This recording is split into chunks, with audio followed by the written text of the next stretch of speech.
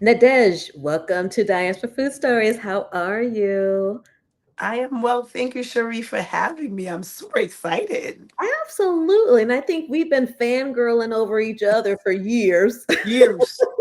So it's so good to connect. And, everything's about timing, and just excited to have this conversation with you today. So thank you. Definitely looking forward to discussing all things food and, of course, Haiti.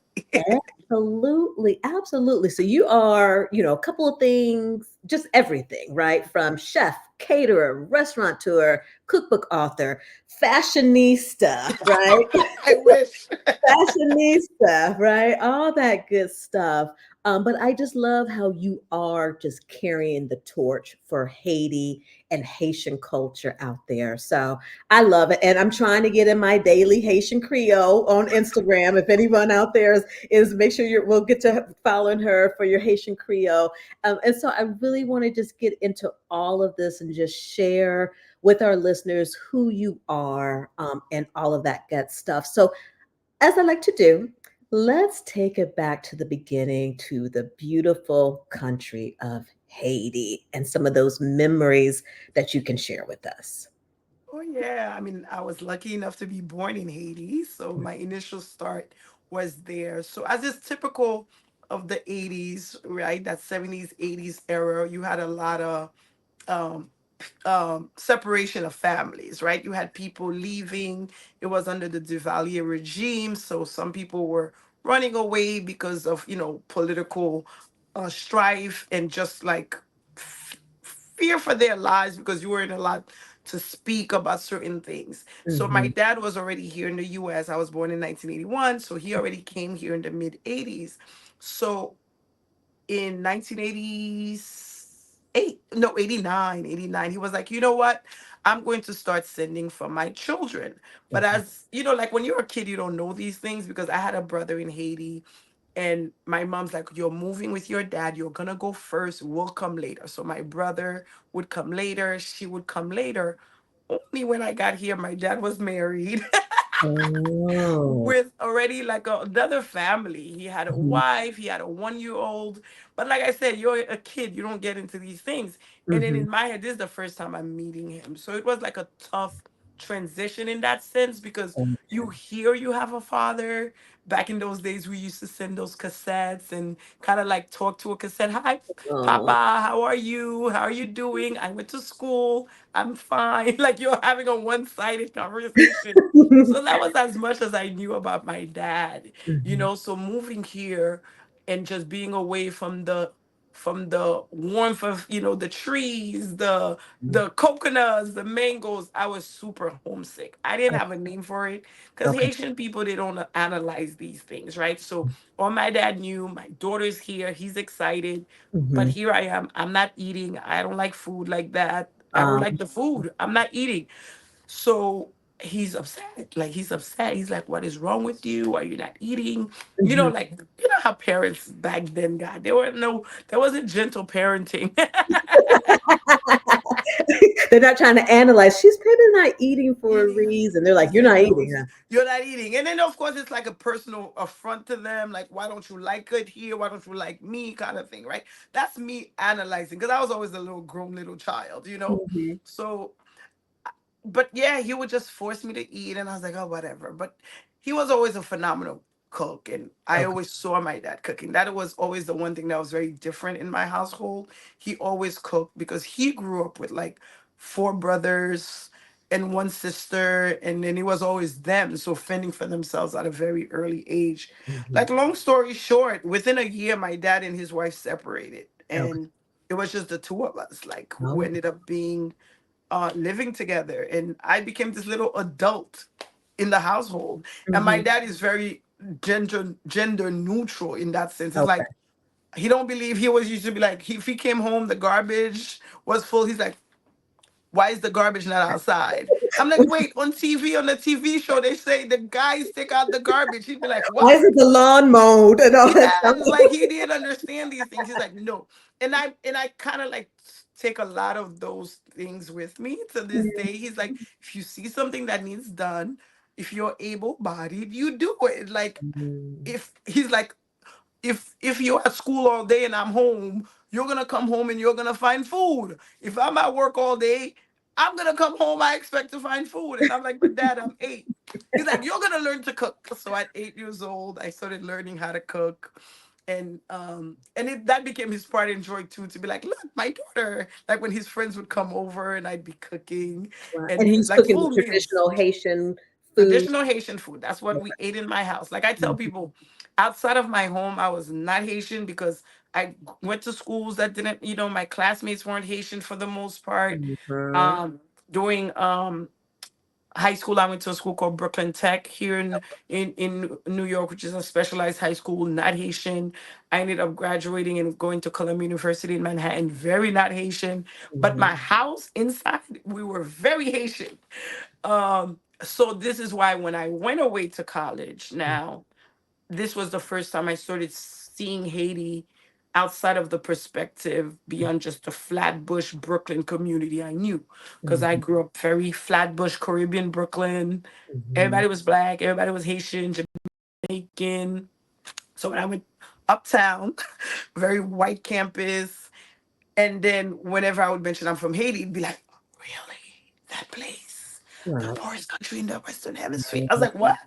I Yeah. don't know what you're talking about. Mhm. Yeah, So I exactly. didn't, I didn't know. But so I was like, I don't like this conversation. But food was always my comfort. Like, Mhm. again, homesick again, because my dad and I fell out once I started college. Because again, you know how parents are. First, he wanted me to be a doctor, lawyer, Mhm. engineer. So I didn't Mhm. want to do those. So that was a problem. I was too independent because it was just the two of us. He was a very strict father. He dropped me off at school, picked me up after school. And that was till I graduated high school.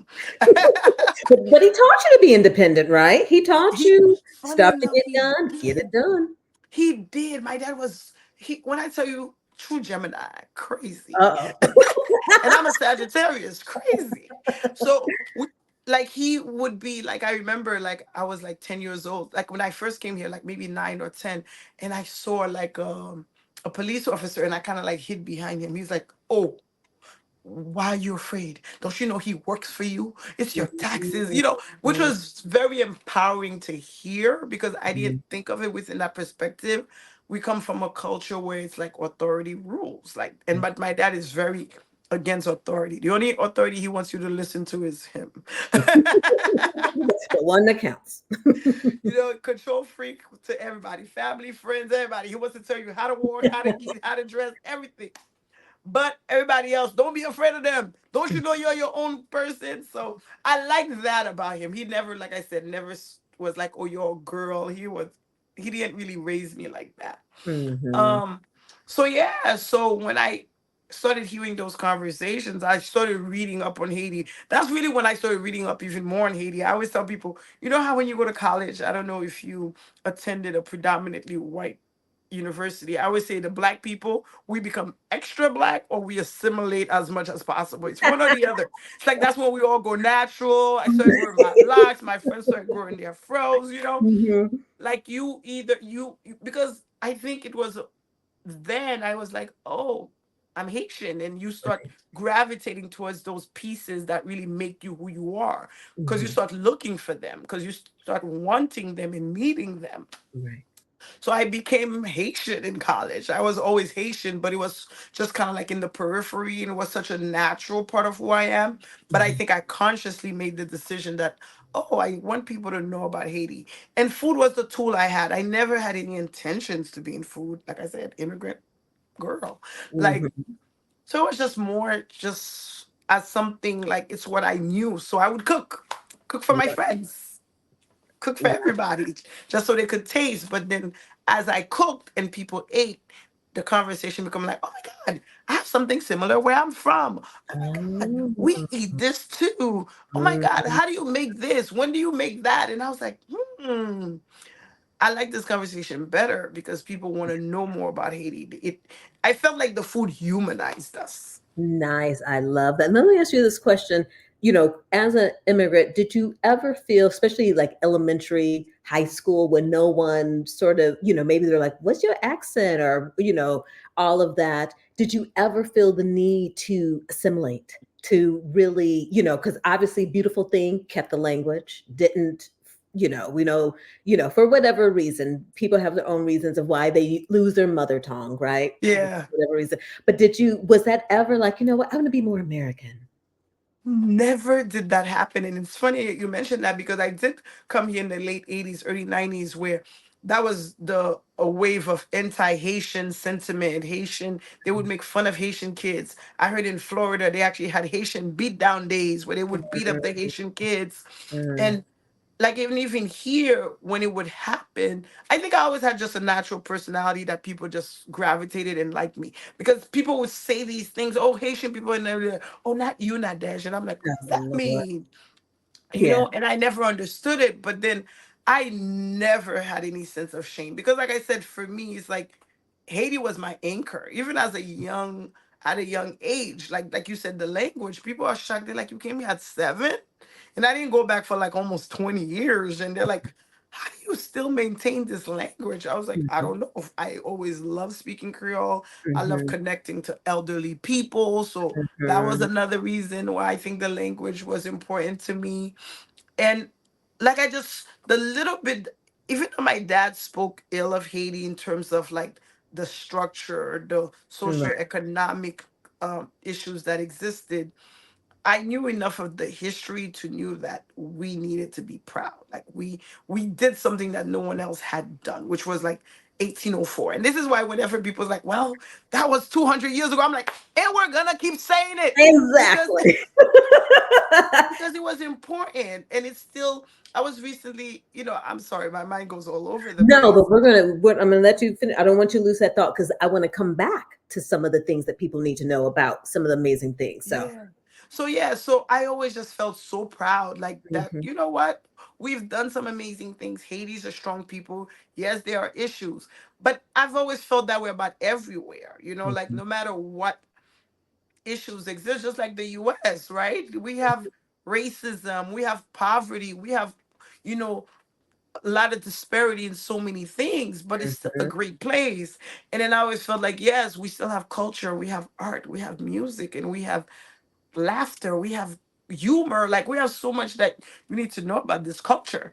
So I never set out to teach people about Haiti. I just, like I said, I liked the conversations that existed when food was present. So I was like, oh, this could be my sneaky way to kind of get people talking about Haiti. I don't think it was oh, super conscious at the time, but I was like, I mhm, like this. And then I was political science. I okay, studied political science. So in my head, I was like, you know what? Once I graduate, I'll go to law school. But I'm gonna do this cooking thing because I started cooking, but then because people love my food, they mhm. started wanting me to cater events. And I was like, I don't cater. But whenever I would cook for student group and activities, administrators would come in. So that's how the whole catering thing started because people would be like, who is the new caterer? This food is good. And what I knew at the time was the Haiti Foundation. So I would blend my hit piece and I Mhm, would go on Craigslist and like on you Google and look for different recipes and how I could add a little Haitian touch into it because I like cooking. But I didn't think I was gonna be a caterer. I just thought, oh, this is a nice side hustle. Once people started asking me, like, I'm talking about the days when you're catering for a student group and they're trying to pay you like $3, $4 per person, like per person. But to me, it was still good money, right? Because back then, but not on a Columbia tuition. you, I don't you know know, how that works. and then I'm working work study, making $5 and whatever per hour, so or whatever it was. So to me, it's like if I'm doing a little catering job and I'm making $200, I'm rich. But then it really my eyes opened because one time I catered for the Black Student Association, and then we were eating, and then one of the librarians came and had the food, and he's of Jamaican descent. He was like, who made this food? It's so good. And then they're like, Nadesh, she has a company. I was like, I do, I guess, sure. I'm cooking in my suite out of East Campus. Okay. But then he was like, it's my mom's birthday. She's about to turn, 60 or whatever it was at the time, and your food just is reminiscent of home. And I was Mhm. like, oh, okay. Because again, at the time, I didn't really understand like Jamaican food and Haitian food and Trinidadian food. There's all these similarities because I just ate in my house. I wasn't, you're not even allowed to eat at other people's houses growing up. So he was like, yeah, if you could cater for us, I heard you have a catering company. I was like, sure, I do. And Yeah. then I went on Google how to cater. What does a catering company do? That's really how I started my catering company. This is Wow. 2002. And then he asked me to cater, and I'm like, how many people? He said 200. I nearly fainted, but I kept the straight face. I always had a good poker face. And I was like, well, how much? So in my head, I'm like, he's like, yeah, we want like the oxtail, the rice and beans. Oxtail wasn't as expensive as it is now. That's another conversation, huh? So I'm like, well, if you go to the Jamaican restaurant, you get a plate of food. It's usually like $6, $7 per person. So in my head, I'm thinking I'm gonna charge him like six, seven, eight, $9 Woo! per person. So that's what I'm thinking because he's like Uh, 200 people. Because I'm like, whatever. He goes, he was a very like, like experienced guy. He lived in the city. So, but his mom lived in Queens, and he wanted to give his mom a nice event. mhm. And then he was like, I think he's like, oh, I don't want to spend more than $40 per person. I was like, what? People make that kind of money. Catering, this is what that's all about. Of course, I didn't know about all the expenses, the staffing, the transport, the chafing dishes, and all of that. But especially being in college, I'm Right. cooking out of East Campus. I'm using their gas. I'm taking some like renting a van. So my friend took me to BJ's for the first time. We're shopping. Like this is how, and I catered the event, and it was phenomenal. He was a client for like years to come. Wow. And I just always remember getting feedback from him. Trevor Mm. Dawes, I'll always remember him. He buys everything. I still, if he sees me online, he sees something, he's buying it.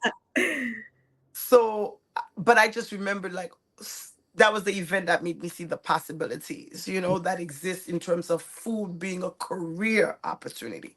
At Mhm. first on campus, it was a way to connect to my peers and teach them about Haitian culture, our foods, and what we eat, because I feel like when you can break bread, you can bond a little bit deeply. Absolutely. But then that incident made me realize, oh, wow, there's economic power in food. Like I can make a living out of it. I still didn't see it as a career because again, I'm supposed to be a doctor or a lawyer.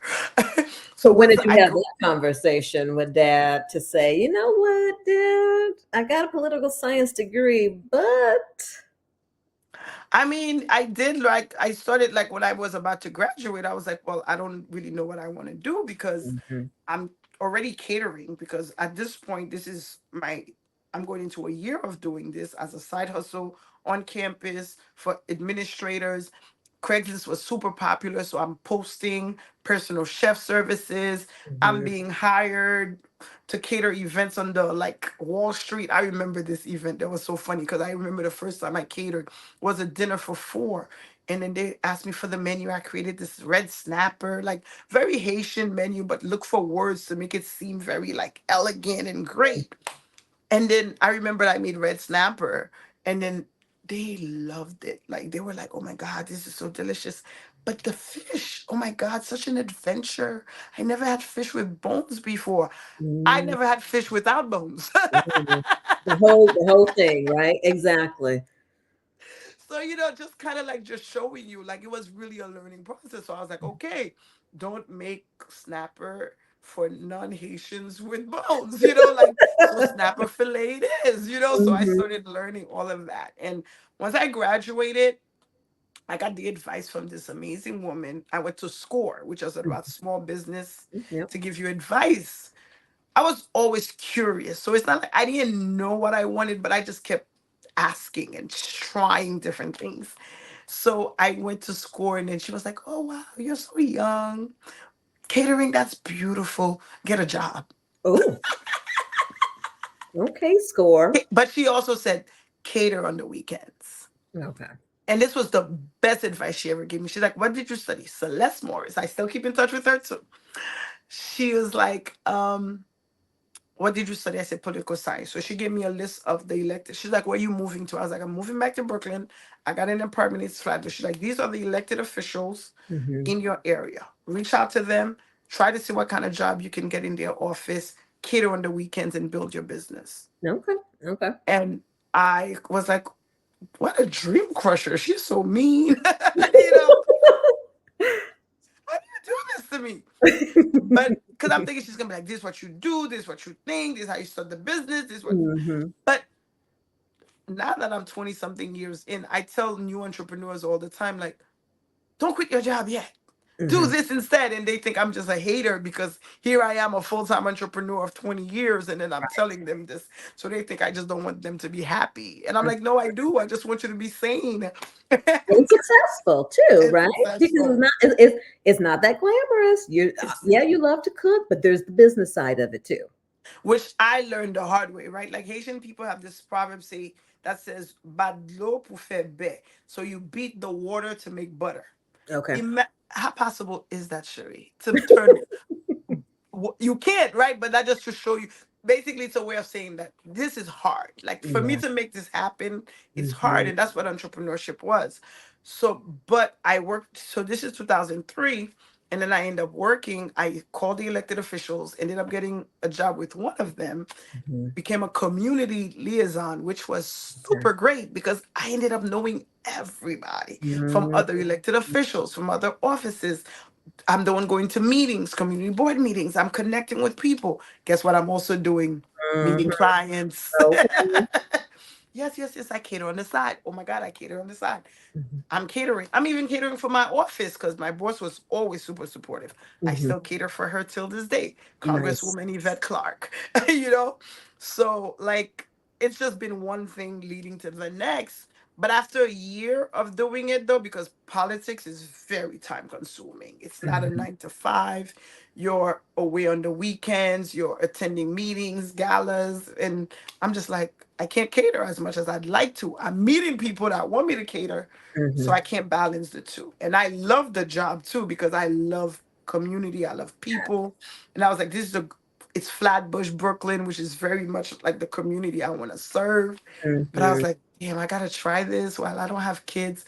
So in 2004, I was like, you know what? I had $980 in my bank account. Don't do that. Don't do Okay. that. And then I was like, yes, let me try this full time. Okay. Okay.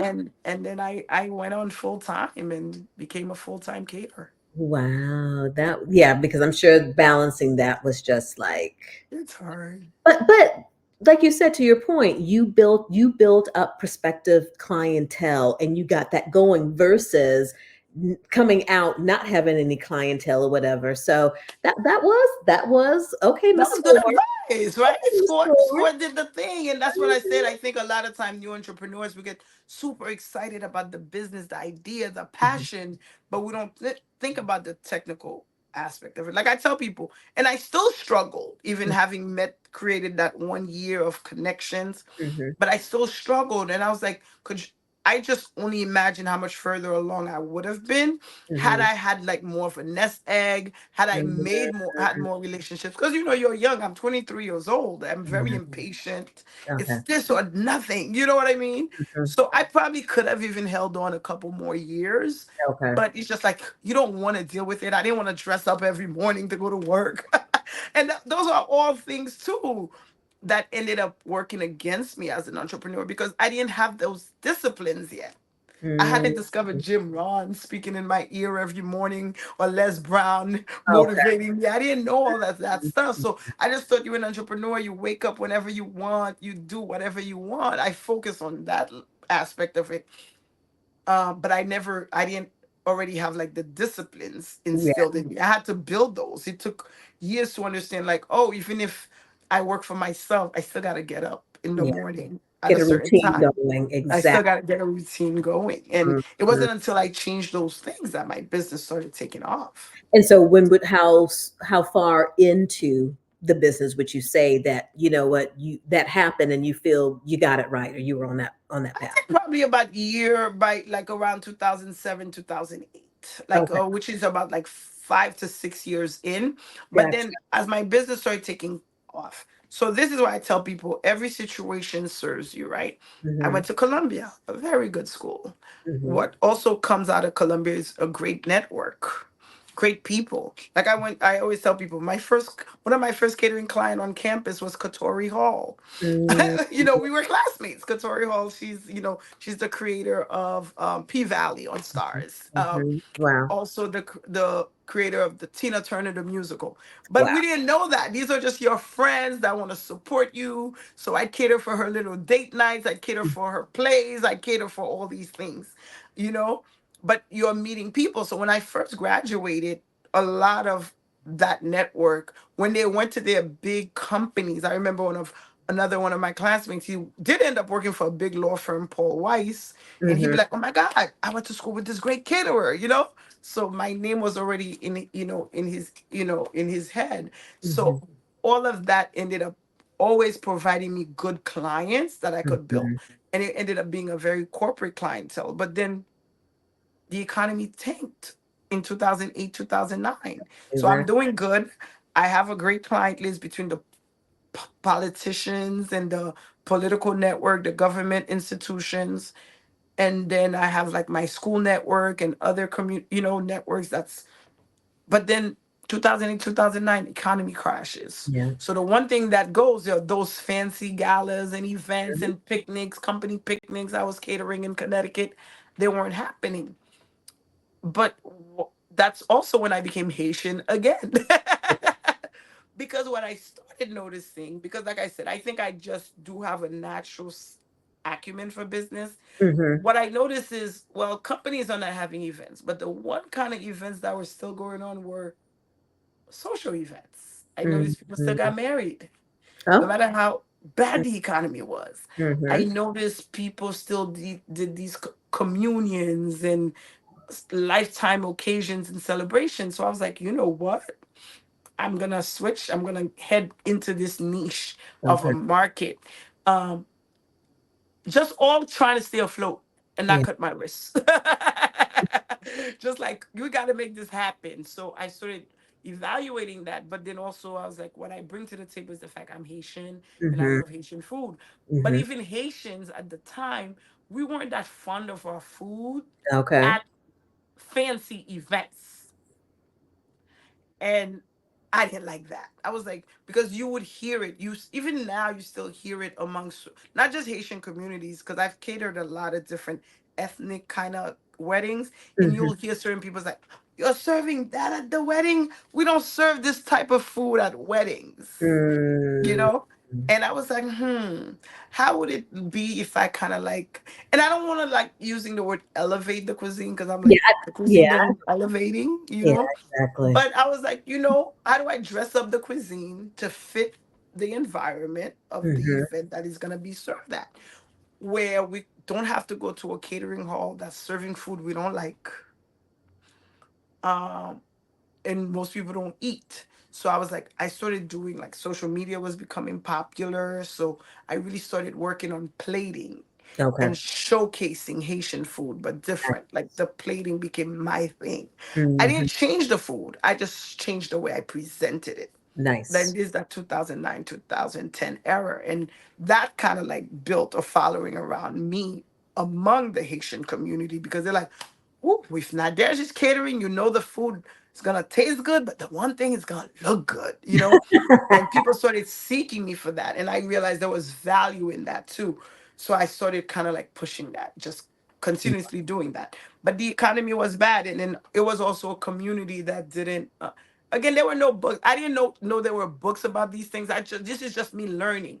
learning by doing. And then I was like, well, people don't really know. Sometimes you say catering, they don't really know what that means. They think they know. So I started doing these events, like I would call them showcases, annual Okay. showcases, Mhm. lavish galas, just kind of like. But it was more so I could show people this is what an event looked like. And when you hire me, I want you to have your event look like this. And you're Mhm. gonna pay me the money I want because you want it to look like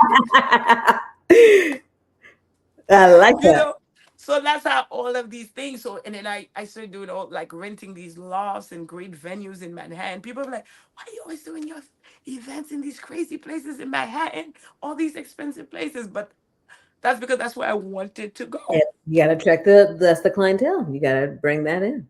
So it's either like I'm gonna find a clientele because that's where they are. And then for you now, if you want to step into my space, you have to know this is what I provide. So I really also always wanted that. I wanted to create a brand that wasn't considered cheap. It was like always kind of like I lost a lot of money early on, but I don't regret any of it because to me it wasn't even loss. It was all investing. Right. For me, those events, I didn't make money. I would charge $150, but I spent two, 300 per person. But for me, that was the investment because I was like someone coming and tasting and Right. eating what You're gonna remember. you remember that. You connect to Yeah. that. Absolutely. So let's get into the food.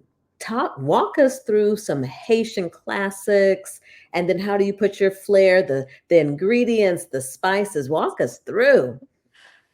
Haitian food is just in a world on its own. you know.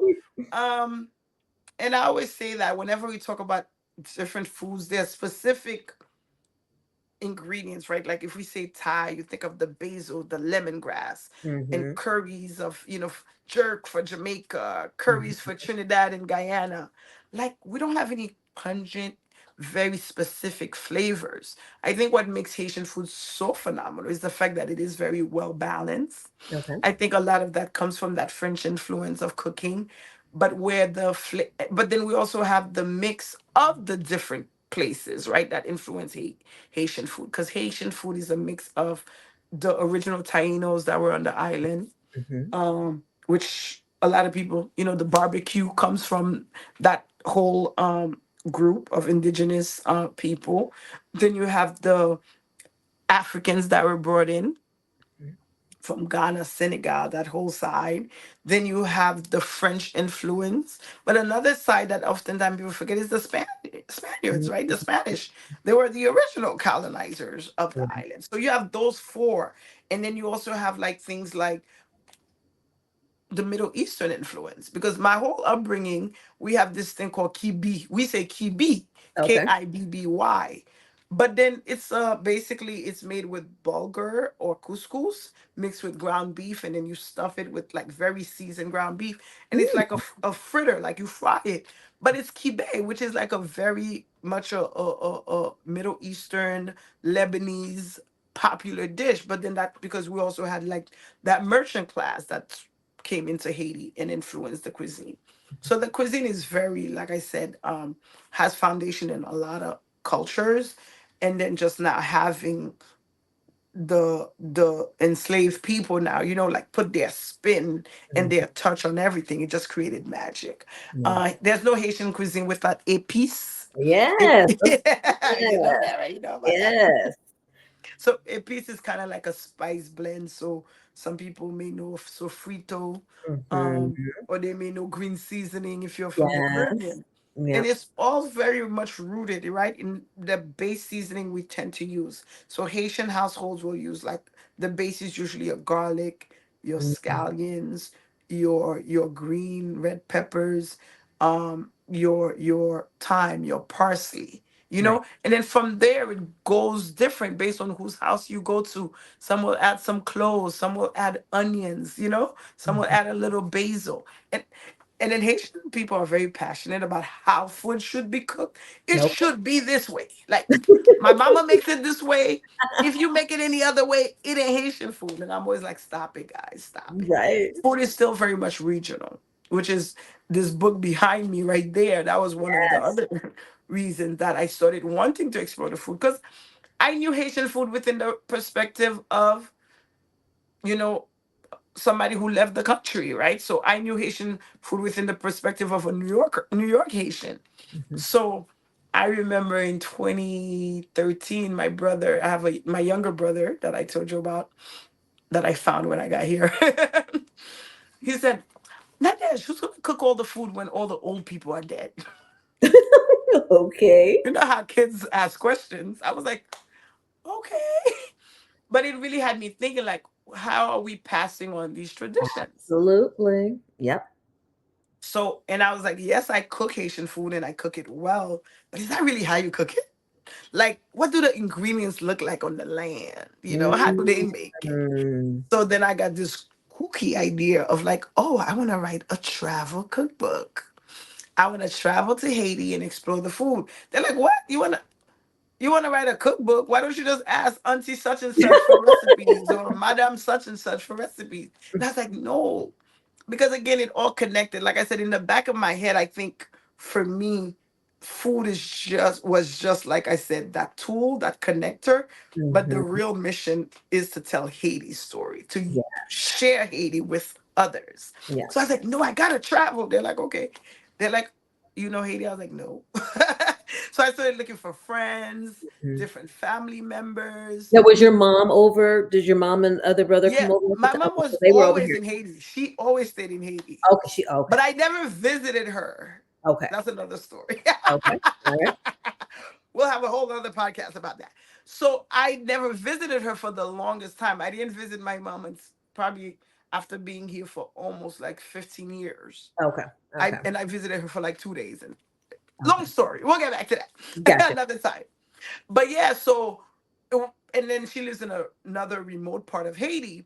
So as I'm looking to explore for this cookbook, I'm asking people I know here, like, and I'm telling my dad I'm going back to Haiti to write this book. He's like, "What is wrong with you? When Mm, did you get this Haitian? Like, what would you do this? Like, because parents don't want you to go back to Haiti because the one thing is they left for a mhm, reason, and mhm. it's their very own personal real trauma. I always Right. say, Right. right? Yep. Yep.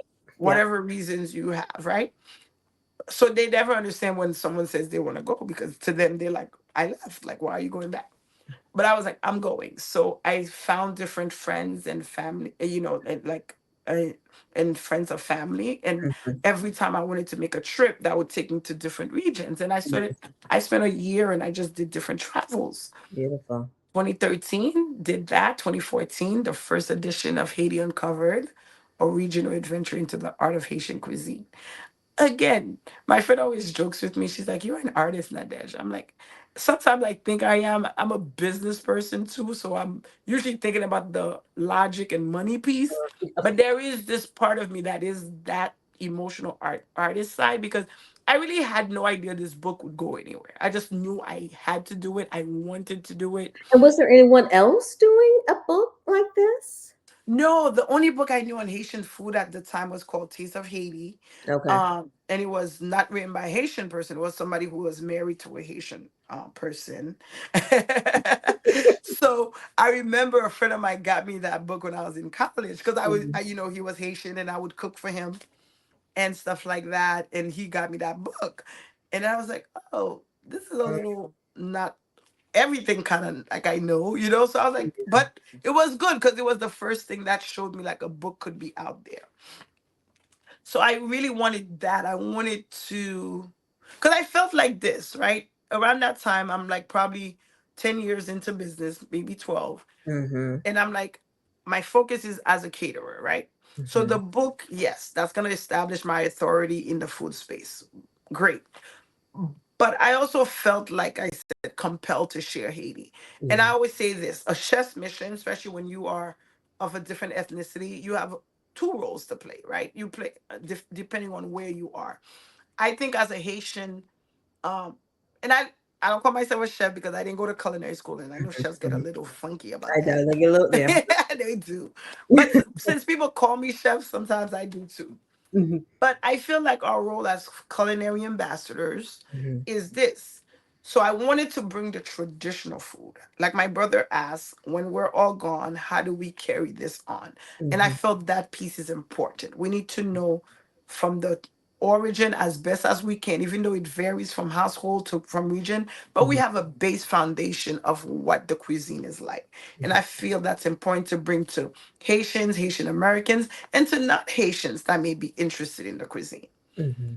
And then, but I also tell chefs all the time and other culinarians, our role also is important to expand the cuisine Mm, because yep. sometimes you get so caught up in tradition, like we don't want to explore either. Oh no, that's not how you make griot. Oh no, that's not how you make this. And I'm like, it's food, it's Mhm. art. You can explore. or Yeah. yes, we always made our jonjo with rice for the most part growing up, but yes, you could drop that risotto, you could put some jonjo in some risotto, you could make your jonjo arancini or jonjo spaghetti and all of these other things. Mhm. So I feel like, we have to use both roles depending on where we I like are, that. Yep, I you like know?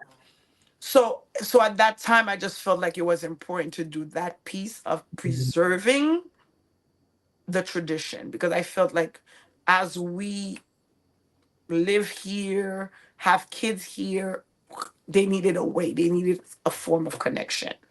And that book did that. And that's why I said I didn't know it was going to be so big. That's why I released the second edition this past spring, because I thought the book was dead. I'm like, I'm done. Like, I'm already in project number 27 after this. But because people just kept asking, the letters, the like, people were like, this, I cried, this reminds me of my mother, I see how much care and love she put into the food, I need this, I saw it at someone's house.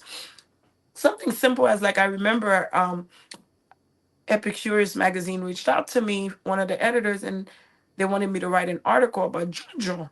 Okay. And I wrote the article, and I was like, hey, how'd you find me? She's like, oh my God, I went to a friend's house and I saw your beautiful book and how you Mhm. told the stories. I'm like, oh my God, this book got me a job 10 years later. Wow. And I say all this because at the time when I wrote the book, I was like, I would have done anything to get the kind of press that I wanted. And that's why when you said earlier, everything in due time, I, Mhm. I reiterate that, especially to your viewers, everything in due time, as long as you keep doing the work. Right, right. Especially entrepreneurs, we need to understand that, like, things don't always happen in the time that you expect it to. Because sometimes I'll do something so phenomenal. I'm like, this is it.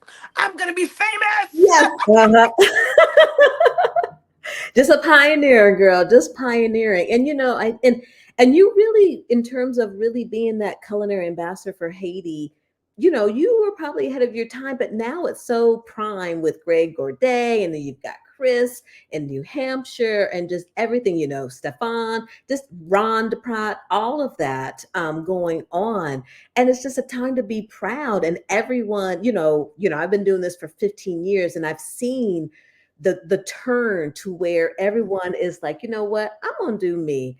I'm French trained, yes, but I want to see me on the plate. And me is Haitian, me is Dominican, me is Puerto Rican, me is African American, and that is a beautiful thing.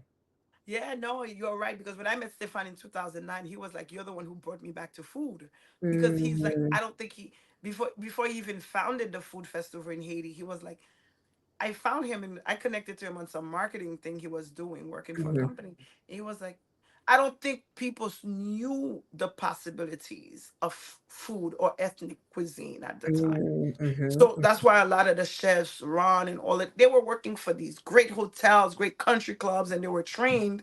But it was for them, it was kind of like, oh, I'm going to do this in a mainstream sort of way. And then after, like you said, with the advent of social media and people seeing the possibilities, they're like, wait, I could put myself on the plate indeed. And then mhm, I think I did it so early because, like I said, I was always an entrepreneur. So entrepreneur, like I said, as the ship is sinking, you're playing around. You're always trying to figure and maneuver. So I mhm, was maneuvering so much. One, I loved Haiti naturally, but mhm, two, I also needed to keep my business afloat. And part of doing that is just the element of what makes you special, right? Like, and I was like, at the end of the day, that perspective of what I knew about food, Haitian food was what I knew, and that's always what I wanted to share. And I realized when I shared it, people liked it, and there was value in that, wow. right? And there, Yep. people will pay for that. And like I said, and I figured that out early on because I didn't have a regular paycheck to Mhm. fall back on, And so I'm at very any glad. time, did you think, you know what, this food thing is not working? Oh my God, all the time, up until about, I think up Like until about yesterday, huh? 2016, like around 2016, I'm already like 14 years into business. I really wanted to quit. Okay. 2016, I wanted to quit because it was just so draining. Like, Yeah. so my business has always done okay. Like, I've always lived on my business, right? lucky enough that, I never had to get another job. I never had And to you live work. in New York too. Now that's not like living in Idaho. Okay. Exactly. And everybody would always say, they're like, what do you do? And I'm like, oh, I run a catering company. Yeah, but what do you really do? And I'm like, why do people keep asking this? So I didn't realize that was a feat on its own. But it was hard, right? It was a struggle.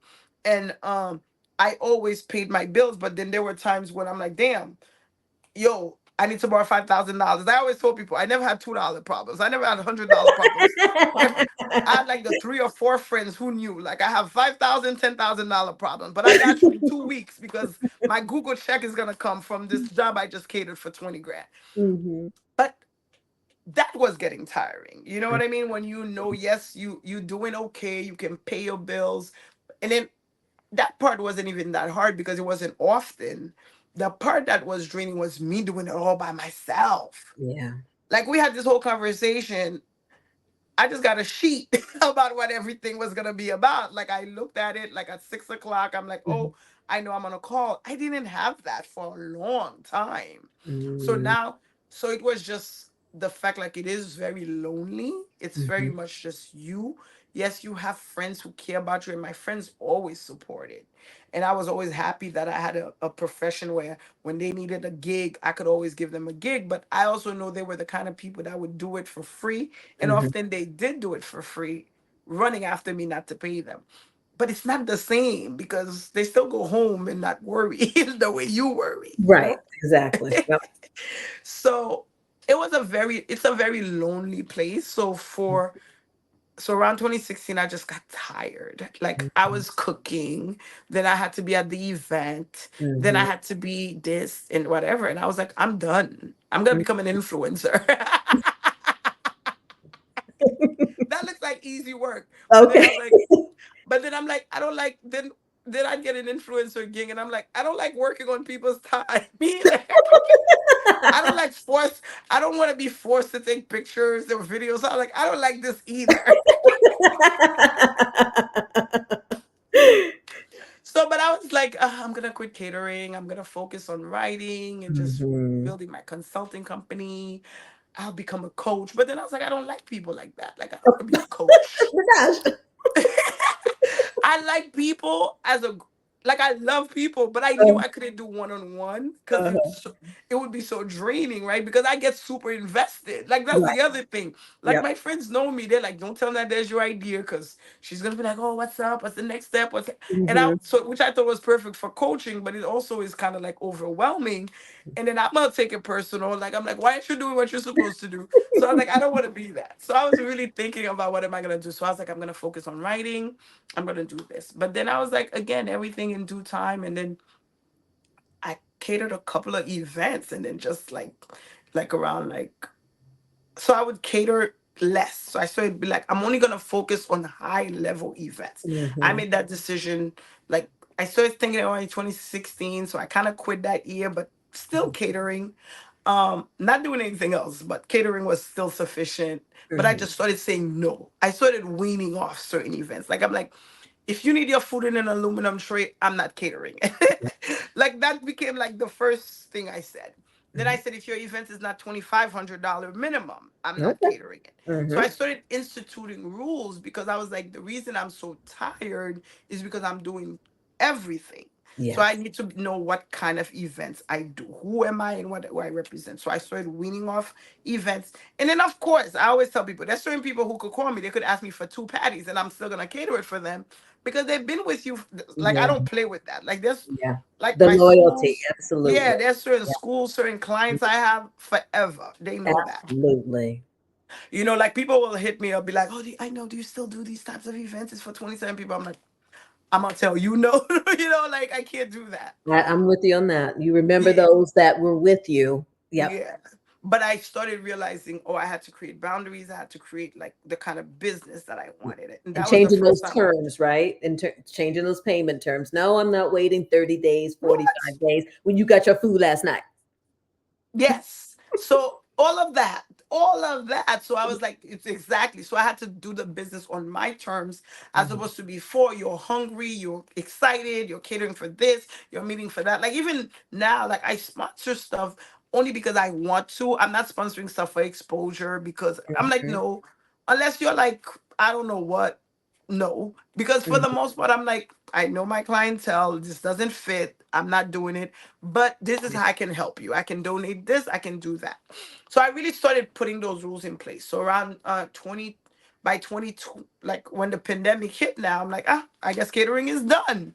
Mhm, But then mhm, again, being who I am, I'm in my house, not doing anything. I started like cooking on live like everybody else. And I have to say I'm grateful for that period for that reason because it really reconnected me with my audience, like reminding me as well why I started this. Like it's mhm, kind of like it was really it wasn't about catering big events. It was more about like connecting with people and sharing stories and and experiences in Haiti. So while I'm there, pandemic hit in like what is it, March? mhm. By June I had a cookbook, like, and it was all in my house. I did Taste of Solitude.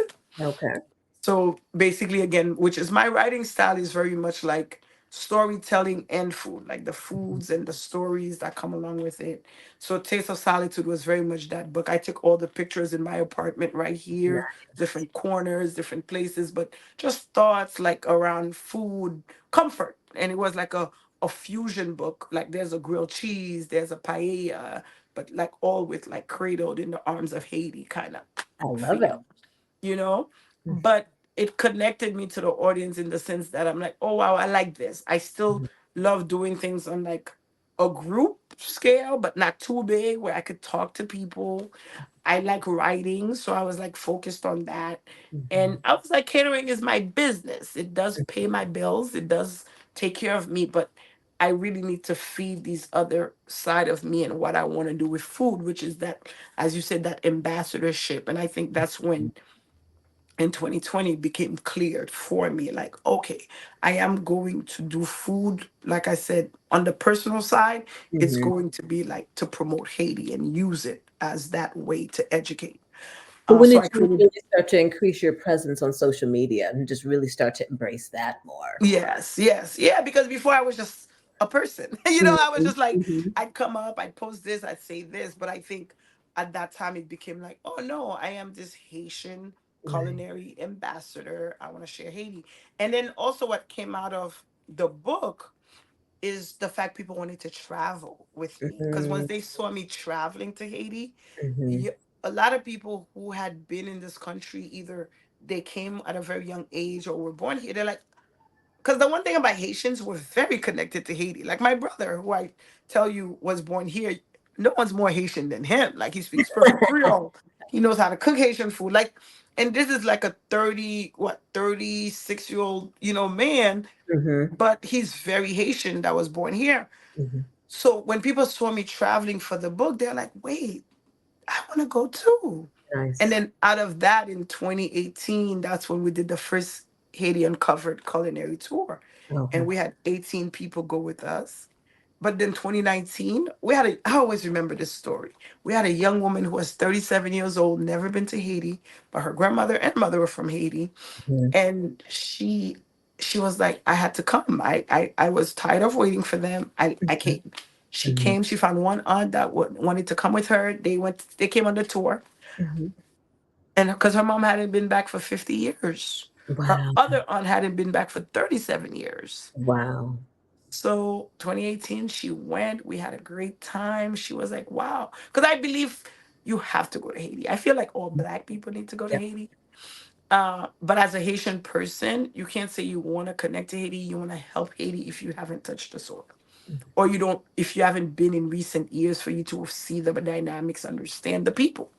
Then Mhm, you just have a savior syndrome, which doesn't really work if you're not mhm, connected. mm-mm. But the following year, 2019, guess who came with her? Her mom. And yeah, Nice. and we had that. And then the only time we didn't go was COVID. But Okay. then after that, we go every January. People's like, you still go to Haiti? I'm like, think of Haiti like the United States, guys. It's not one place. We're going It's back not to the media too, the media and what they're putting out there. And that's why these conversations are important because if you haven't been there, don't start. spreading that narrative Yeah. of So stuff that we you go. don't know, of what you're seeing Yeah. on TV. Yeah, so we go, like I went this past January. We already have a tour for January 2025. We go Okay. to Cap Haitian. We fly out of Fort Lauderdale, go straight to Cap Haitian. Like I tell people, is there craziness happening in Port-au-Prince? Of course. Just like I'm in Brooklyn. Am I gonna go drive in East New York right now? Probably not. Mhm, You know, certain parts anyways, you know. So there's certain places just like everywhere else, you know, that absolutely. you wouldn't go. So and but yeah, that's also been a really great thing that came out, just to be able to introduce so many people to Beautiful. Haiti, to be able to connect and to be able to see how they fit in the future of the narrative. Absolutely. Well, I know. So kept going, and now you have a restaurant and you're opening too. How did we get from 2016 to here? I know. I was like, I have want nothing to do with food. Then I'm like, okay. I built my catering company. What ended up happening too, we became one of the exclusive caterers at the Times Center, which is the New Okay. York Times event venue. So Hmm. we're one of three exclusive caterers there. So we cater a lot of corporate events. Hmm. And an opportunity came where this marketplace, this Caribbean marketplace, I remember going there as a little girl, because that's where you'd get like all the Caribbean things, like the Hmm. little old ladies. They would sell everything traditional. Jamaicans are there, Panamanians, Haitians. So now this market has been revamped, beautiful high rise, and then they also have like a food court. So I was like, Nadege, why don't you open a restaurant there? And I was like, I hate restaurants. I love catering. Catering, you make your money no matter what. You don't lose. I've been doing this for 20 years. Why would I do this? The margins are so terrible with restaurants. They're like, oh, this is the rent. And I'm like, oh, that's not bad. And then I love the fact like it was turnkey. So I think I'm very happy that was the first thing I did, because I was like, oh, it was very turnkey. Just walked in, and then it was just marketing. And I said yes before I even had a concept. So I started thinking like, what should I do if I am gonna open this restaurant? Because I just thought it was a good opportunity. Like I'm a lean into it person. Okay. If my Okay. gut tells me, I'm like lean. So I thought it was a good business opportunity. So I started brainstorming like, what should I do? A pizza place, like a Caribbean pizza thing. So then I was like, I went on a trip to Colombia, the country, not my school.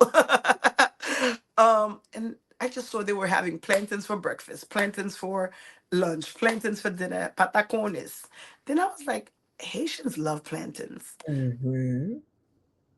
Africans love plantains. So many people love plantains. Hmm. How about a plantain everything restaurant? And everybody I ran the idea by loved it. And I was Hmm. like, our signature items will be these big plantain sandwiches, still inspired by Haitian street food, which is known as fritai. So it's Hmm. fried plantains, fried pork, and you're just Girl. munching on it. So we decided to make our buns out of these big plantains and then stuff it with pork or snapper or whatever kind of meat you want. And you have your caramelized onions, your red cabbage slaw, your pickles, which is the spicy condiment. Which I tried to make, but that's another conversation as well. But yeah, so it just took off. Like people just felt connected. We have people coming into the restaurant with their suitcase because they're like, "Oh my god, I gotta try it!" Because we do plantain pizza, sweet plantain boats, we do plantain waffles, everything plantain. And Oh, then I realized, everything like you said in due time. So I guess restauranting wasn't so bad. And then now we're actually building a full restaurant, like wow. So the first full one opened when? 2022. 2022. And it's called? BunNan, BunNan. So that's Oh, the Haitian Creole word for plantain BunNan, but okay. we spelled it phonetically because our buns are actually made out of plantains. Wow. And then But I was telling you, I have a friend in Nigeria, excuse me, and it's Dodo. So Dodo, yeah. I just love And this. that's what it is. It's connecting the whole Black And diaspora through food. That's my mission. I was like, you know what? It's just, and then again, because I tell you from my college days, I realized through food, I realized we are more alike than we are different. And I wow, just want to keep spreading that message. I love that. So where's the second location going to be? In Flatbush, Brooklyn. So it will be still in Flatbush. But like I said, this one will be food, hangout, a bar. a backyard.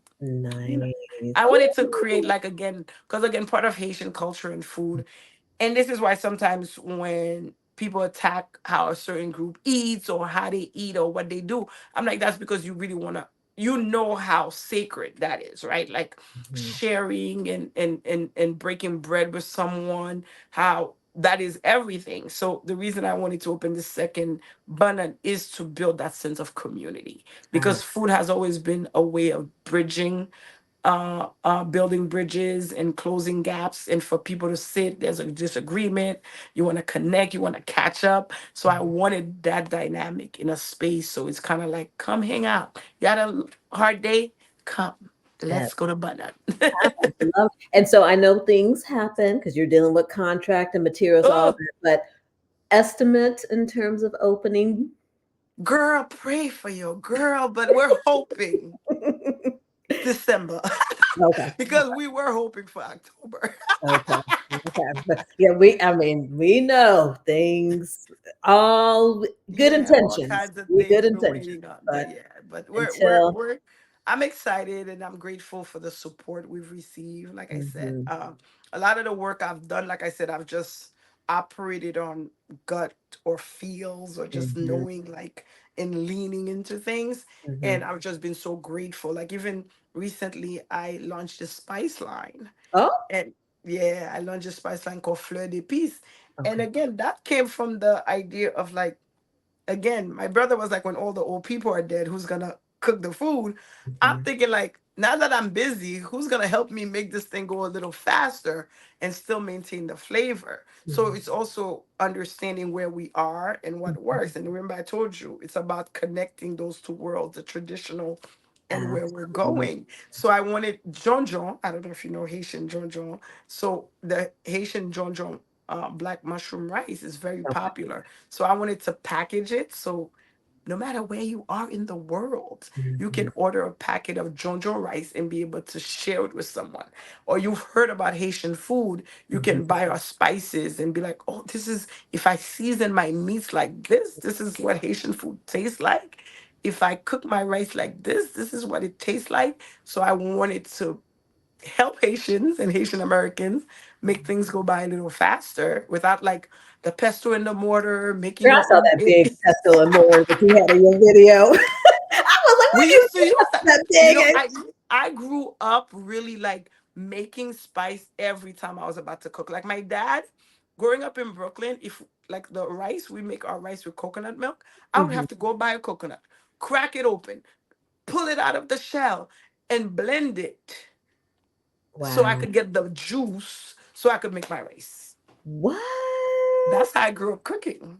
So I Oh, have both sides, but I that's also a beautiful understood, thing, though. That's a beautiful the thing. older I got, I'm like, I don't got time for But let that. me ask you this though. What about the younger generation coming behind you? Are you finding that they are still that they are appreciating and they are say, you know what, we need to pick up the torch that these Yes. Yes. generations before?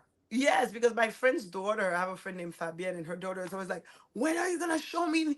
Every time she cooks for a holiday, she's like, I need to know how to make these dishes. And, like, she's Mhm, adamant about it. mhm, Because I think we have the mindset, we want things to be fast and quick, but mhm. there's such a sacredness that we know that exists around food, that we want to learn the traditional, even if that may be the hard way. We Right. actually want to know. Like, a Haitian person wants a pestle and mortar in their house, Mhm, even if mhm, they only use it once every 5 years. But if it's not there, there's a problem. So we want to know. So, like, even when you watch on social media, like, the Haitian cooking videos that do well are the ones where she sees, she's cleaning her fish, she's mhm, washing her chicken, she's boiling water, she's mhm. da da da da. Like, they like that. It's a ritual. It's Yeah. a ritual because you associate it with care, with love, with all the memories you have of whatever Saturdays or Sundays or holidays. You want to see that and you want to connect to that. Awesome. Well, I know in our last couple of minutes, we've got the second restaurant opening. What else? We've got another trip to Haiti coming in Yes, I need you guys to January. come with Can me. people sign up for that or? Yes, yes. If they reach out to me on Instagram, my full Okay. name, is my Instagram. They could We'll also connect that. email me at gmail.com, Nadege Fleurimond at gmail. I mean, yeah, they could definitely join us for Haiti. It's a phenomenal trip. I'd say it's a culinary and cultural and historical excursion. I'm also cooking for you guys on this trip, a 5 course meal. Nice. Uh, People, we do cooking classes. We do, the whole premise is to understand the food at all levels, right? From anything from like a farm to table experience to a nice fancy dinner to just like the cassava making and how they make it on the side of the road type of thing. Right.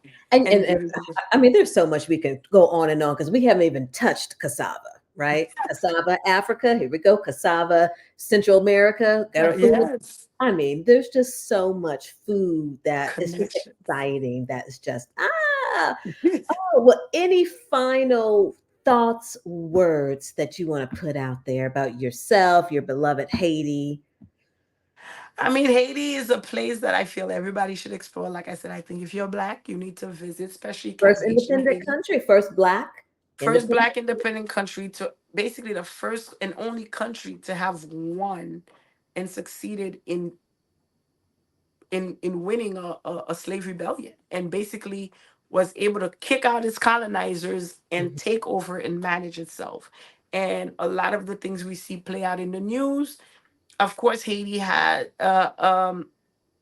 the leadership is, of course, has a lot to do with it, but a lot of times it's puppet governments, because from that very moment that Haiti got its independence in 1804, the Western world wanted to ensure that it did not succeed, Mhm. because they did not want an example of a successful black country, because that Absolutely. would inspire others to think Okay, that and we it's still need our okay. money from the slave trade, so don't y'all be getting no ideas. Don't be getting no idea. So we are going to ensure that we use this as an example, Mhm. so we can ensure that others, you don't try it, because if you try it, look, if they're failing, do you want to fail? Like I recently saw something, like, there's a lot of um unrest in Martinique. Mm, And the woman was saying that. She was like, yes, we have cars, we have lights, we have electricity, but at what cost? A banana within the country that is grown in Martinique costs more than the same banana that's being exported to France. You have mm, to pay more for it, because the ruling class in Martinique right now is still the ancestors of the colonizers. And yeah. Martinique is still a department. Mhm, mhm, So you're going to pay for freedom one way or another. wow. And but at the end of the day, I think, like I said, I'll always be proud to be Haitian. Mhm, I think Haiti is really one of the is a true testament of what freedom really is about. mhm, Haiti did not just free itself. Haiti ensured that it helped others. When Haiti was free, any slave ship, whether it was on its way to America or anywhere else, if we caught it, those slaves would be let out, and we ensured that they were free. tell it. Haiti was instrumental in ensuring that Latin American countries got their independence. Haiti helped Simon Bolivar. It helped Colombia. It helped Venezuela. It helped a lot of Latin American countries, because it was strategically placed, and it was the only country that could provide them funding and arms to be able to win in their war for independence. Haiti was the first country to recognize Greece Mm, during their independence. Haiti served as a haven for Jews during the Holocaust. So mm, Haiti has always been that example of like freedom, not in a hypocritical way, but mhm. in a way that is really a testament to whoever is seeking it. Wow. And Nadege, thank you so much for joining me. Let's tell everybody where we can connect, follow you on social media, get our daily Creole word, Haitian Creole lessons that I love. Lesson, words, I'll be trying. proverbs, we do it all. I'll be trying, but tell everybody where they can connect with you. Definitely, like I said, I live on the Instagram, so feel free to follow me there. It's my full name, Nadege Fleurimond. And then, of course, TikTok as well, or just like send me an email, nadegefleurimond@gmail.com. Our book, Haiti Uncovered, that's behind me, full color, coffee table cookbook, stories, 311 pages. It's on Amazon. You can purchase it there, support in that way. And then, yeah, I'm just around. Thank you so much, Cherie, for this opportunity to connect. Like I said, been following you and loving the work that you do to shine light on others these last over a decade now. Thank you. Thank you So so just much. continue to do that and sharing your light. I appreciate you. Thank you, and I appreciate you too. And we will keep it going. So I look forward to continue to follow you and wish you the best of luck with everything to come, Nadaj. Thank you so All much. right, take care. Thank you. Bye bye.